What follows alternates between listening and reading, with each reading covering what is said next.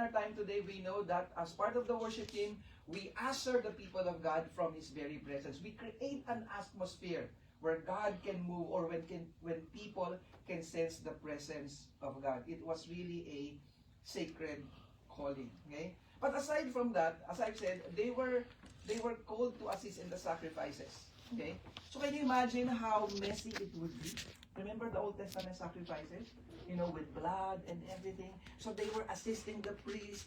So they were not just singing, they were not just playing instruments, but they were assisting the priest. But for me, the standout is verse 34. It says here, but the priests were too few and could not flay all the burnt offerings. Can you imagine? So they were assisting the priest in flaying the burnt offerings. By the way, do you know the word flay? Simple, barbecue. So even music ministers, do the task of grilling. So maybe we should have a barbecue soon. Okay? But that's part of their task. They were not just singing, they were not just playing instruments, they were also assisting the priest in the sacrificial system. But for me, this is most interesting.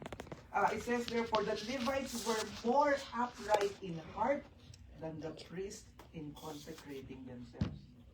Can you imagine that? So, I hope that you not, what? You do not diminish your identity before God. You are not just an instrumentalist. You are not just a musician. You are not just a singer. Okay? You are a worshiper. And you are a worshiper of God. Okay? And whatever task that you do, whether admin or meeting or maybe fixing the chords or the sounds or whatever type of ministry, look at that. Look at this from the sacrificial, part of the sacrificial system. So they were even qualified as a priests. Okay? So in other words, what the rest of the leaders can do, you should be able to do. Right? Because that's what it says here. Even the Levites are more what? It says more upright than the priest in consecrating themselves. And we will go on to that later. Okay? So, that's the first thing. Okay? It's not just, when we talk about the Levites or the worship team, it's not just about music, but it's about consecration. It's about whatever task. Okay? So that's the first one. The second thing, the Levites were also God's custodians. Probably you will be shocked by here, but the Levites were entrusted with the sacred duty of maintaining the temple and ensuring its sanctity. So they are in charge of keeping the temple neat and clean. In other words, the Levites were also cleaning. Can you imagine? If you will, not just play music and sing, but do the mop, throw the garbage, or whatever that we could do. Literally, that's what they've been doing. They were keeping the temple nice. So it was also a practical work of cleaning the temple. You can read that from 2 Chronicles 29, verses 3 to 6. Okay? But I believe that the cleaning task of the Levites were also symbolic. Remember, the temple is just a symbol. In the New Testament, we know that we are God's temple. And, we have the duty to keep ourselves undefiled. So, before we minister to God and to His people, the responsibility of consecrating ourselves. And if you remember back then in the Old Testament, this is a sacred duty. That's why Phinehas, one of Aaron's sons, God favored him, for fighting for the honor of God. When everyone was committing sexual immorality, Phinehas was the first you actually do something and to stop and appease the anger of God.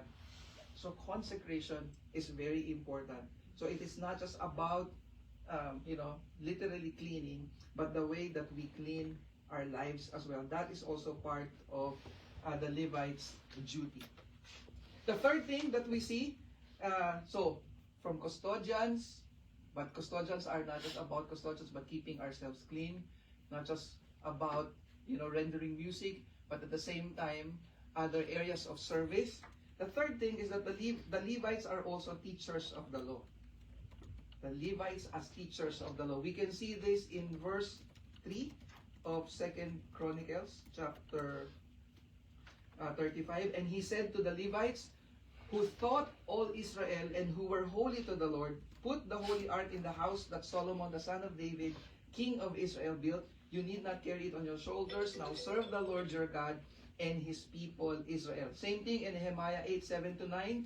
The Levites read from the book, from the law of God clearly, and they gave sense so that people understood the reading. So in other words, the Levites, the worship team, were also involved in teaching God's word. So every time we sing or we play music, that's why we need to be discerning, right? In our choice of songs, we would want that the lines or the lyrics of the songs that we are singing are biblically accurate, right? But at the same time, we have so many opportunities as well to teach people.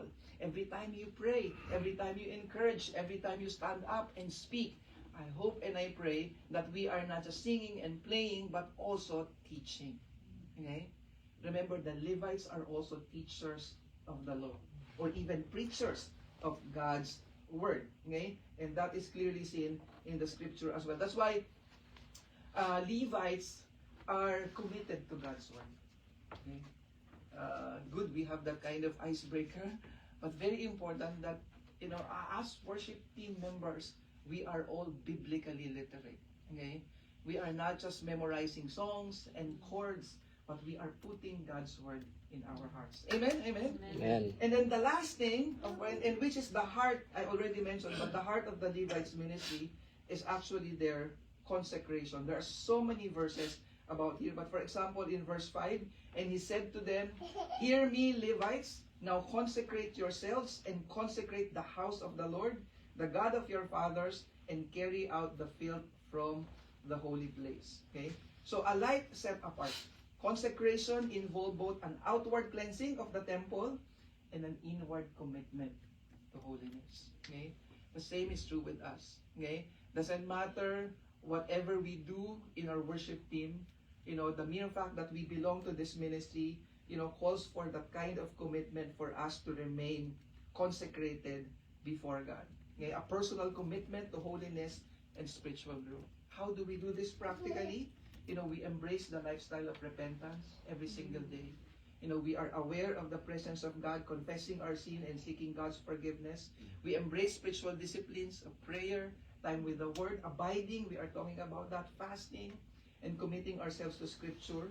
Prioritizing holiness, guarding against distractions and influences that would compromise our spiritual integrity, the environment that we are in, or the kind of things that we listen to or our eyes see.